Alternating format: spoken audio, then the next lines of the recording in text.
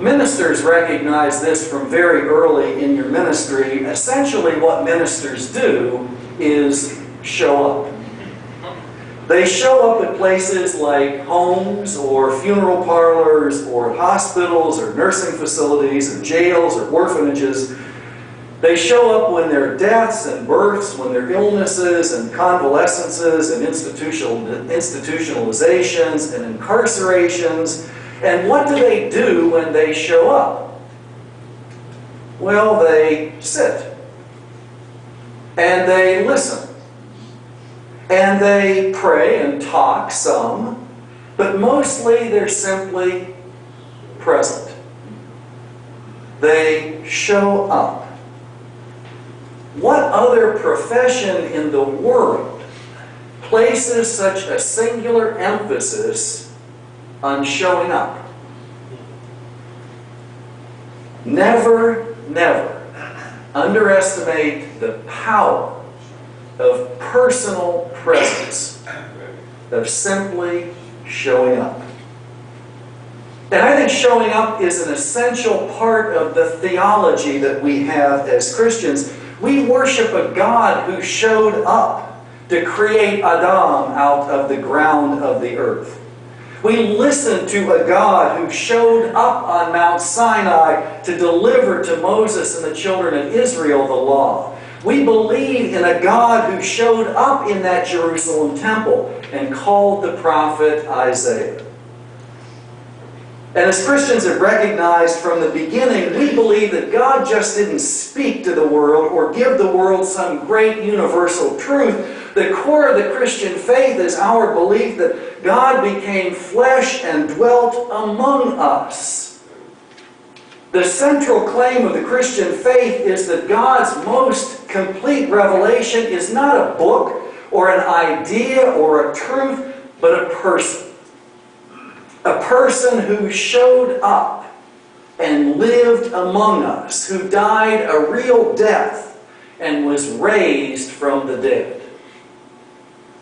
And according to the Gospels of Matthew, Luke, and John, the Christian church began when the risen Lord showed up among his disciples and sent them out to make disciples of all nations, baptizing them in the name of the Father, Son, and Holy Spirit, and teaching them to obey all that Christ had commanded. Showing up is 75% of the battle, as my fitness instructor would say.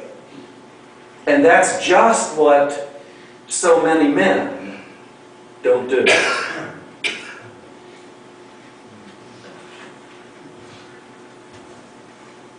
I'm reminded of the story, maybe you've heard this, but a story of a man who wanted to buy his wife something really, really special for their 10th anniversary.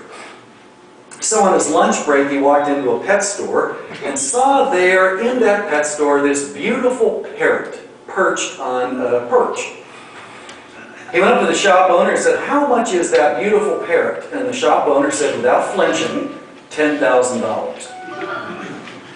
The man said, "Boy, that is really, really expensive." And the pet owner said, "Well, you don't understand. This is a very special parrot. This parrot speaks 15 different languages." The man said, "Boy, that is special, and I want something special. I'm going to take this parrot for $10,000.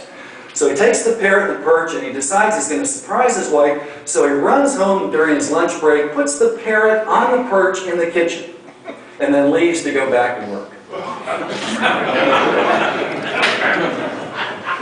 Well, he comes back after work, and his wife greets him with this huge hug. She really, really is excited to see her husband. That's not the normal greeting he gets, but he's very, very impressed with this greeting. And he says, "Oh, it must be because of my anniversary gift." She said, yes, it is. I am so excited. I just love pheasant."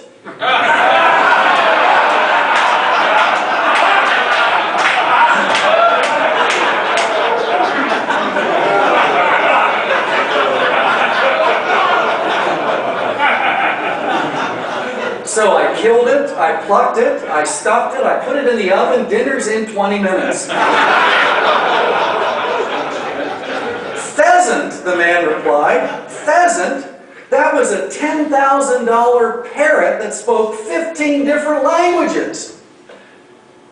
Well, replied the wife, he didn't speak up.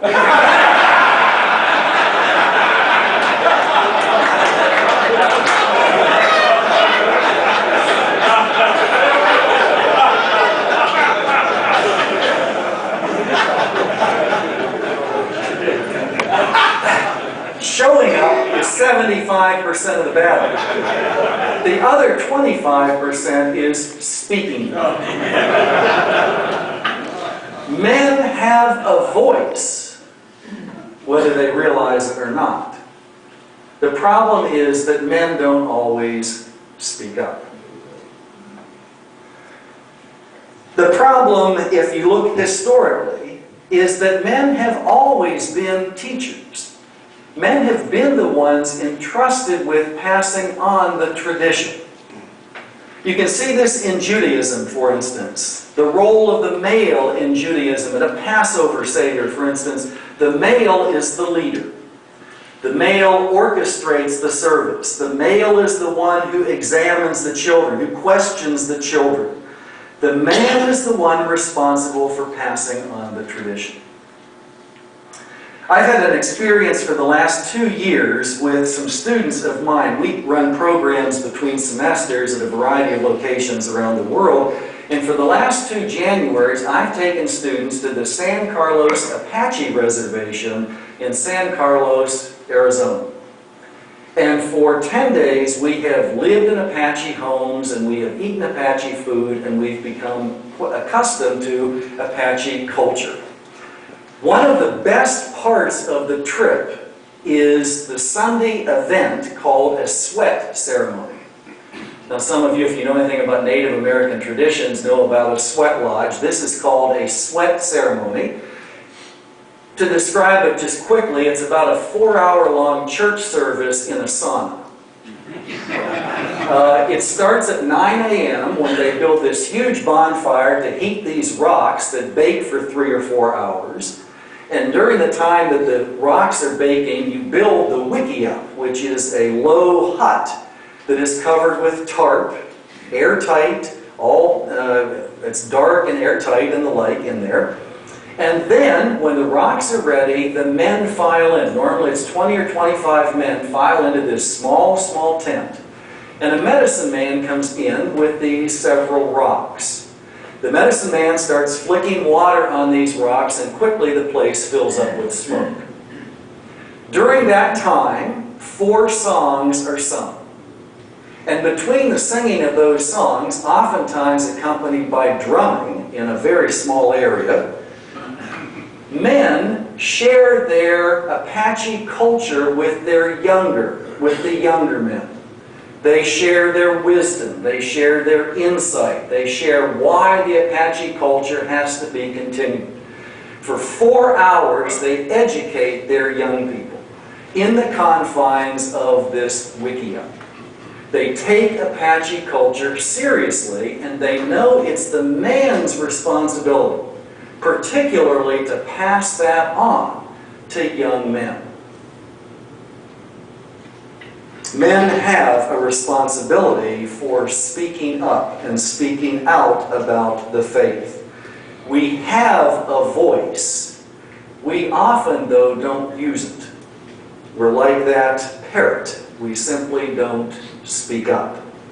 And when we don't speak up, we lose an opportunity to build relations with others. And we, in fact, jeopardize the future of the Christian church by not speaking up to the next generation. Why don't we speak up? To be honest, I don't know. Men maybe just don't like to talk. But I think there are some other reasons. There are some reasons why it's very difficult for men to talk about their faith. Here's some of them. I think there is a fear of rejection that men have. I think there is a fear of being thought that you'll be considered a religious fanatic. In heavens, none of us would like to be thought of as a religious fanatic. Others, I think, believe they're going to be thought of as sort of a holier-than-thou kind of personality. Or there's a fear that we're going to be seen as weak and sissy-like. There are a lot of varieties and a lot of reasons for not speaking out, none of which are particularly good, but all of them probably involve some form of fear. We're simply afraid to share what is